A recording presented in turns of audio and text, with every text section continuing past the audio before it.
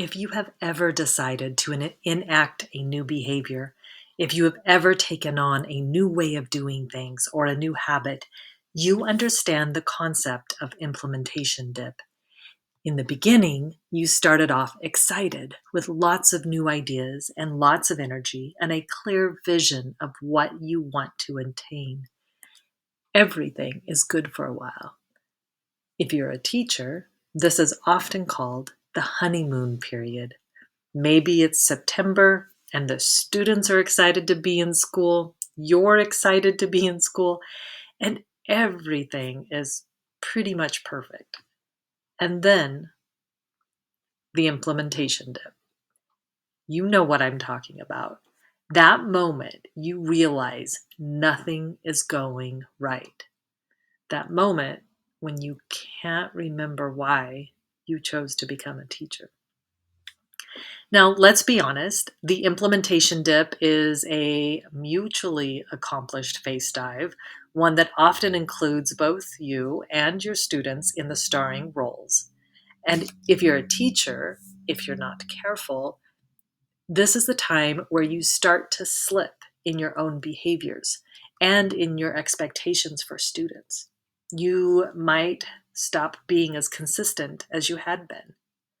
In the meantime, students are pushing back a little, rebelling in various ways, and choosing to push the boundaries just to see if you're really serious about those expectations that you have set up.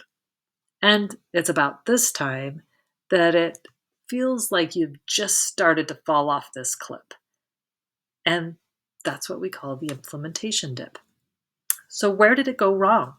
We've started off from point zero with our clear vision of a phenomenal year with a plan in place, slightly on the horizon.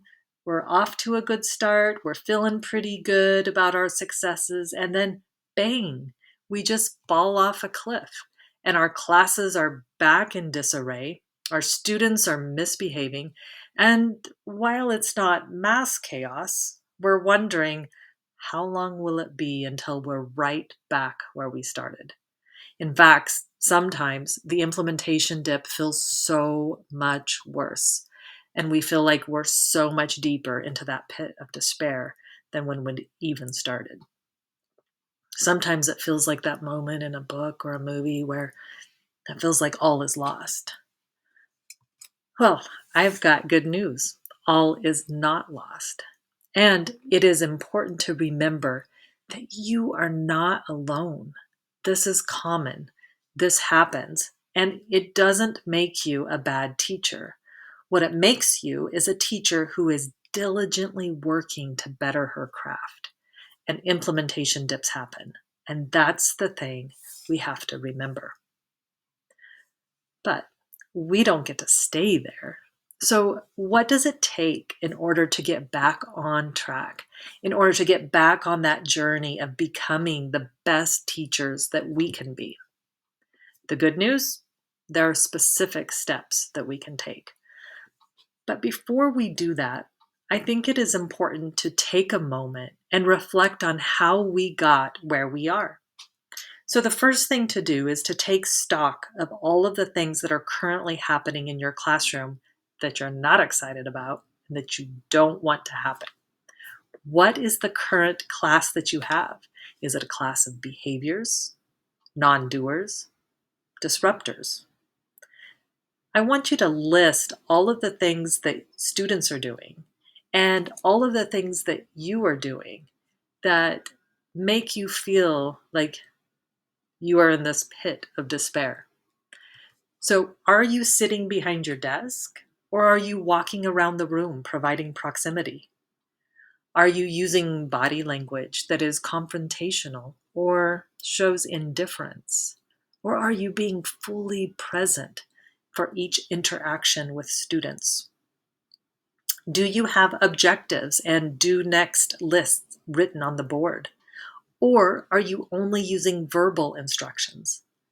Are students diligently in work mode, or are they waiting for you to leave so that they can resume their disruptions or their side conversations? This analysis allows you to then determine the values that you are currently enacting. What do these actions say about your values? Are your values organization, consistency, preparation? Or are your values showing, or are your actions showing that your values are disorganization, inconsistency, aggression, or anger? What do I mean by that?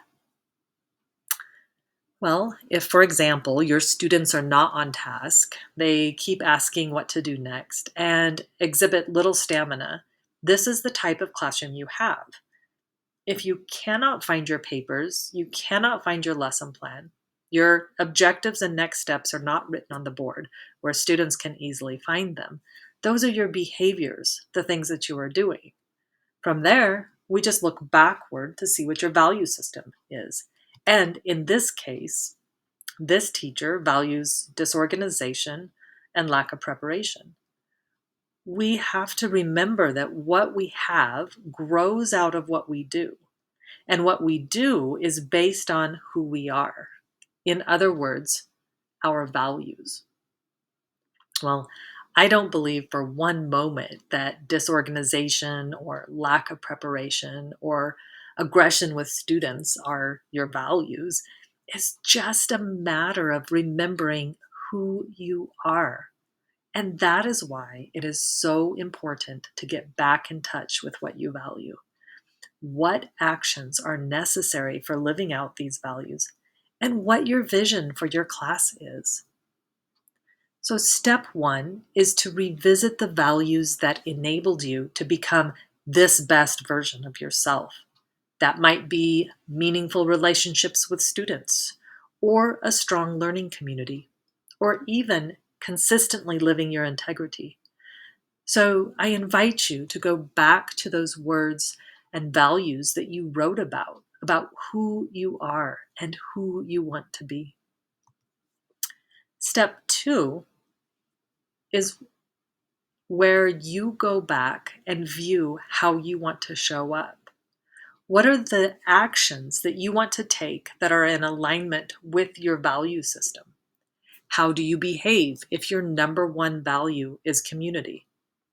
Right? So if you want a safe community in the classroom where students feel safe to take risks and to persevere and to try and fail and try again, what is the behavior you enact so that they feel safe to do so? What kinds of rules and expectations do you set up so that students know how to behave? And how do you practice those behaviors? And how do you consistently enforce those expectations so that this beautiful learning community happens? Step three, once you've gone back and reviewed your value system and who it is you choose to be, and you've gone back and reviewed your actions, the things that you are doing that are aligned with your value system, then you will begin to make progress toward gaining the kind of class you have visioned. It is absolutely essential to keep this vision of your ideal classroom front and center. This is your why. And if you don't know your why, you won't know how to persevere and put in the work and show up every day as your best self. It's the why that keeps us dialed in. So there you have it. In a nutshell, if you are experiencing the implementation dip and feeling stuck in the muck, take some time out and reconnect with your why. Step one, how are your values showing up in the classroom? Step two, how are your actions aligning with your value system? And step three, how do your values and your actions help you realize your vision of your ideal classroom? So the next time you realize you're experiencing that implementation dip, check in with your values, your actions, and your why. You will be able to recalibrate and restart that upward progress.